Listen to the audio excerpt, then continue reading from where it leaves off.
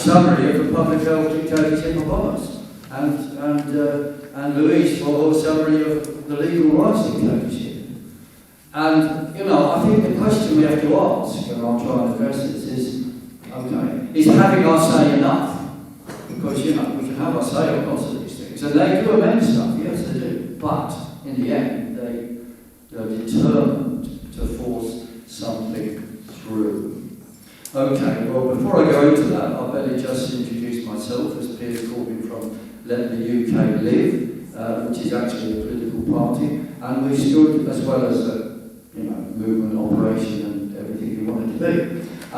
But we did stand in some elections, council elections, and I got about 10% of the people who walked through the door voting for me, which is actually very good from a standing start. And my former friends in the Labour Party in Southern, whom I had introduced into their positions, which they are now in after 20 years ago, they said, Piers, that was pretty damn good. Yeah. So, you know, I wasn't going to be in there to be a councillor. I was going to go in there to help people resist all the attacks upon us and make the council do the opposite of what it's doing. But, you know, the point is, we do have to take political stances as well, but not necessarily rely on them. And that does necessitate meeting the powers that be head on. And as people know, I have been arrested 15 times. No, I've been arrested many times before that. Over 42 times before that. But other things, minor things like blocking the highway or something. But of course, I think if I had to, in court, if my class transgressions were going to be the basis of what rights I had, I'd have to, well, I would have already been in prison at the start of the last court case with Louise. I'd have to address you on a video link from Burgess or something like that. But okay, where is it all going to go, and can we stop it? That is the question. And I think a lot of people think, is my government really as bad as what we see? And you see, most people can't believe it. They can't believe it. I mean, when they see this, you know, they think, yeah, well, okay. But still, they carry on wearing masks. So, you know, we've got an uphill struggle. I actually applaud every party that Boris held. But he should go because he liked the Parliament. And furthermore, he introduced the restrictions in the first place. That's why he should go. Will he go? I don't know. Frankly, I don't care, because whoever comes next, they'll have to go as well. Right, now, as Louise pointed out, probably because of what we did in the UK, we are in a better position in our freedoms now than, say, Australia or Iran. Australia seems to be a trial run for the worst, most evil, communistic, fascistic, whatever you want to call it, tyranny. They are a test case. It might be that the World Economic Forum thought, oh no, we'll do it loosely in the UK because, you know, just we're not different people, different places, like different measures. I don't know, but I do think it's very clear that had we not resisted from day one, we probably would be under martial law essentially now. So, you know, I've got no regrets for anything I did, and I know Louise has got no regrets. But think about it. Some of us haven't been there on May the 16th, 2020, just a handful of us. If we hadn't done that, there wouldn't have been a handful. And then what? Then what? There would have been maybe some resistance later, some damn squibs, I don't know. But, you know, it was absolutely necessary to resist physically. And in the end, all what we want is going to depend on that. It's going to depend on the streets numbers. You see, we know we've been chanting every time, take to the streets. Now, I know Burgess Hill isn't a place for people taking to the streets, but I think you would actually, in Burgess Hill, take to the streets if they ordered shops to close. You would set up stay open unions, the shops would say, no, we're staying open. And you know, the police and the council, what can they do? What can they do? There's only a handful of them. There's not enough police. There's not enough TSG. And we know a lot of the police are on our side. And we know that when the chips are down, the government have to rely on TSG. Because we know, when I've been making jokes outside Parliament about burning down MPs' offices, and it was a joke, because I said, I made it clear it was a joke, and the police laughed. And the top cop there was just all a happy Christmas. Perhaps he wanted the places going that way. But, you see, I wasn't arrested at the time, and then 4 days later, the TSG, under direct orders from Pretty Patel, came to my house at 1 o'clock in the morning. Now, this is tyranny.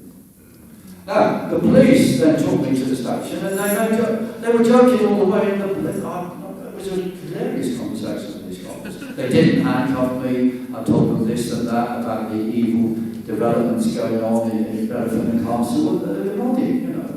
And I was released, under investigation, which means nothing. But they've now brought it back. So there is going to be a case on this, on the, I'm not sure what date it is, June the 8th, I think, there's so many of them. But we'll let you know. But you know, for that, whatever, it's human rights. But Louise is right. The human rights was basic to our defence in the last 6 days, and they were basic to anything, and which is why they wanted out. But you see, they can pass many laws which don't get enacted. They've also got plenty of laws which they can use now, which they don't use. And part of bringing in new laws is just to talk about the dangers, you know, and try and soften people up. And see how they can push this, push that. So, you know, there's nothing finished. But let's have just a look at what is going on and how we got here. I think we did get here because we have a clear, united front view of how to move forward. And this is something I've always talked about. But you see, some other countries, like in France, where I don't know, but you see, trade unions in France are political trade unions. You have the Communist Party one group, the Social Democrats on another, and so on. So, you know, political argument is always in their minds. That is good and bad, I would say. But in Britain, we have a sort of slightly more practical approach, I suppose. And let's be clear, we've got where we are because you're a united front of everybody with a simple demands. We're against restrictions and the tricks of the new tyranny, right? And anybody can join this. They don't have to be left or right or you know, Islam or a Christian or a Jew. It doesn't matter. And you know, I know, you see, we're not like-minded. Let's be clear, we are not like-minded. We are like purpose. Because I know I've had discussions with people and after 10 minutes you think, Jesus, this person's crackers, isn't it? But doesn't matter. As long as they march together, that's okay. We do have to accept that. You know, and I know lots of people who argue about, that they're not left-wing enough or right-wing enough. So, look, forget it. I don't care left or right. I mean, I've been accused of being many wings of everything. I mean, my brother phoned me. I said, Piers, I'm very concerned about those far-right flags that were in Trafalgar Square when you were speaking. I don't know what flags he was on about. Like I said, George, I don't know, but, you know, it's ridiculous that anyone can come. But you see, the left and the Labour Party, well, they have all these labels and they judge everything by a label. Yeah. Wrong label, off we go. Yeah. And then we have, what have we, this Labour opposition? What is it? Keir Starmer, the most servile servant of Boris Johnson, and he wants more lockdowns, as far as I can see. I mean, whatever, it would be the other way around, it might be the other way around in who wanted what. It's just a game, you see, but together they have the same aim of bringing in this new world narrative. And what about the Labour left social democracy, my brother and so on? Well, you know, I supported him for, how old am I? How old is he? I don't know. Since he was 15. I've been supporting him, doing everything for him, helping his leaflets, his elections, even talking to him about his leadership campaign, you know. And he got what he did, but in the end he was betrayed by John McDonnell, who said, oh, we'll give you on Brexit, you know, and stuff like that. Well, that was the end of it. But the left Labour now, where are they? I mean, they support the narrative, they support jabbing. My brother believes in a world jab program. I mean, that's mad. He doesn't believe in passport. He says, no, your jab status has to be your right, your secret. But if it's on a digital ID, God knows it won't be a signal. It might be secret to your neighbour, but not to them. So, the point is, the left Labour, and it's curious I find myself attacking them, because I usually think I'll be supporting them. But they like oppose all these attacks on our rights, right? They're for kill the pig. But I noticed in Parliament Square, they're never there. It's us from the UK Live who are there, and associates, or Save Our Rights or whatever. And why is that? Well, it's because they don't actually see the reason for these new laws is to enforce restrictions against those who are resisting the new tyranny. That's what they're for. And in the end, left Labour, right Labour, Tories, Lib Dems, they support the new tyranny. That's what they believe in. They believe in world government. And Sajid Javid, meeting in Geneva, he's speaking vehemently for these 13 new restrictions to take away your rights. He's speaking for them. He spoke for them. So, this 6 month cooling off period we've got to think about. We know what the government's going to say. Now, there is a petition about it on this excellent leaflet, I say, mentioned on there. Sign it. There's already 100,000. So it's got to be debated. But we want to get that to 1 million. And then let's see if that makes any difference. It won't make any difference until we take to the streets, I would say. But, it's a way of getting people to the streets. The point is you can't rely on these political parties. We have to do everything that Louise is doing. I agree with her. All of that stuff, just to argue with her. But in the end, it's going to be action on the ground which counts. And let's understand what this new world tyranny is. You see, we knew all along that it was a lot more than that. We said, on my first speech where I was denounced as a conspiracy theorist in Speaker's Corner on May the 16th, I said numbers of things. One was, and the Daily Mail said I was a mad conspiracy theorist, and now we know it's true. Yesterday's conspiracy theory is today's truth. That's a quote from me, by the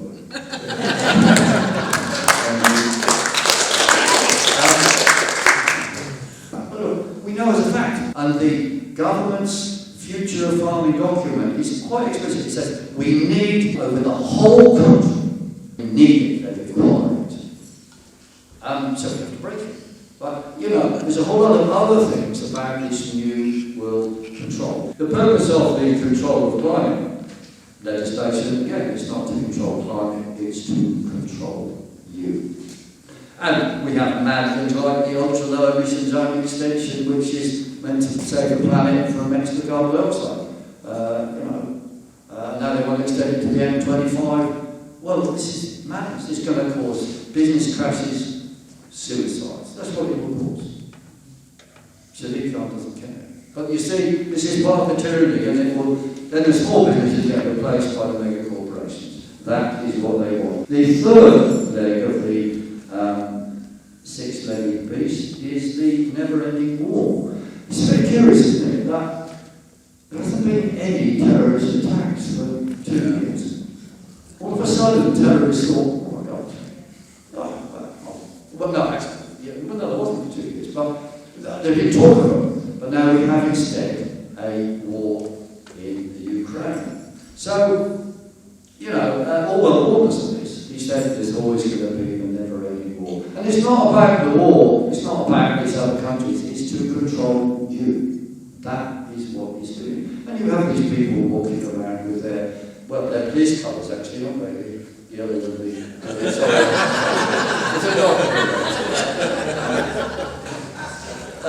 and they believe what they're told by the BBC. But we know it's not true. Now, I don't want to go into stuff in the Ukraine in great detail, but what they say about Russian tyranny is mostly not true. I mean, Zelensky's keeping his own people as prisoners, as human shields. But without going into the details, just say it's not as simple as what you're told. And the last thing, of course, is the digital ID. which is what they want. They want you labelled completely on a computer program. Everything about you is there, including your bank account, so when you disobey, you will be turned off. This happens in China. It's happening in Iran as we speak. And Sajid Javid and Boris Johnson. Believe me. Okay, so what I want to do now then is talk a little bit briefly and not go on too long. No, it's fine, it's fine. So, another 2 hours? Yeah. You know, as I said, it is really big tyranny. Now, what is happening there, the speech, as I said, Sajid Javid made a big speech supporting these 13 amendments, which are listed on here. So they're pretty kind of obscure, but they do amount to more surveillance, people being blackmailed, governments being blackmailed, big pharma-driven tyranny in all ways, and it's listed there, dictates by unelected officials. That is the key to it, I would say. And the last one is 6 months of vague consultation, which they're offering us. But this dictate by the officials is what it is about, you see. Tedros, who we did actually thrust one of my leaflets along when he was outside the Science Museum. Again, it's a secret meeting we located, but anyway, you know, these things happen. But the powers they have under these new rules, which were proposed by the Americans, and by the way, who set up the World Economic Forum? The CIA. So now it kind of makes all a bit sense, doesn't it? So, under these new rules, the leader, or the gaffer, or the chief executive, or whatever, he's a director, isn't he, can deem as a dangerous in Burgess Hill. And as a consequence, Burgess Hill has to be closed down, and all the whole of the UK has to be closed down. Whatever, he'll make these diktats, and they will be over and above national sovereignty. And you have to be tied down to do it, I dare say. Now, of course, you see, they don't have enough people to tie it down, but providing there's enough of you in action together. So that's why, you know, Louise, everybody knows you've got to build in a non-sectarian way. You know, accept there's differences, but you know, leave the arguments about if you've got to be a vegetarian or drink tea with milk first or last. I mean, that stuff, keep it out of the world. I mean, I'll argue with it out of the world, but not in the there are, you know, or flat earthers. I mean, my God, you know, anyway, let's pass on, but if they'll hold the, you know, if they'll move forward with us, that's all right. Okay, so, right, that is the tyranny going on, and Africa and Brazil have spoken against. Now that is a big thing, actually. It's a big thing. So what's going to happen to these African countries? Well, some more dictators will die. That's what's going to happen. And there will be more trouble. But you see, there is resistance there. And Brazil, I don't know, but it is interesting. I don't know what the Russians have said, or even if they're into WHO. I don't know. They probably are. But I've got silence on that. But if we build a big enough resistance in the UK and, you know, get a million signatures, that will have an impact around the world. So maybe we can break this. Maybe we can break this. We've got 6 months consultation here, which obviously we'll use, and say Javid must resign. Yes. Well, they all must resign. But okay, where are we going to on this? Well, you see, we have, as I said, we've got these let us listen type stuff, or make our voices heard. But you see, we're going to have to do a lot more than that.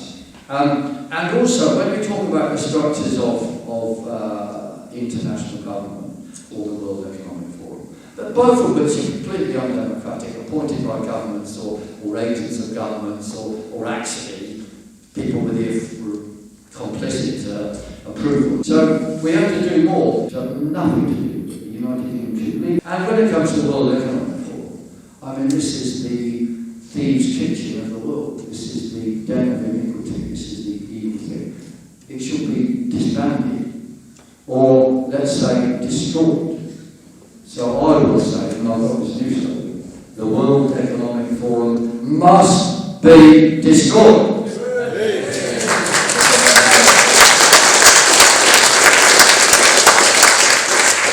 And if Louise gets bored of me saying about it, subject of meetings, I'll say why. If you remember the war between Hannibal, Carthage, and the Romans, Scipio said for 10 years in the Senate, at the end of every speech, relevant or not, he said, Carthage must be destroyed. And that's what happened in the end. Now, I don't agree, well, I would have supported Hannibal, frankly, but, the point is, we have to be, think of the big picture. Because, you see, Louise is right, it's great, there's people around the country thinking of how we ought to be living, how we ought to put health before big pharma, and so on. That is all good, but it ain't going to happen unless we actually destroy the evil upon us. I mean, what I'm talking about is revolution, actually. That is going to be the only way to succeed. Think of the big picture, but we've got to break all the legs of the New World tyranny in order to get there. It might be one by one or all together, I don't know. But those 6 issues I raised are, I would say, the key to it. Okay, you can applaud that.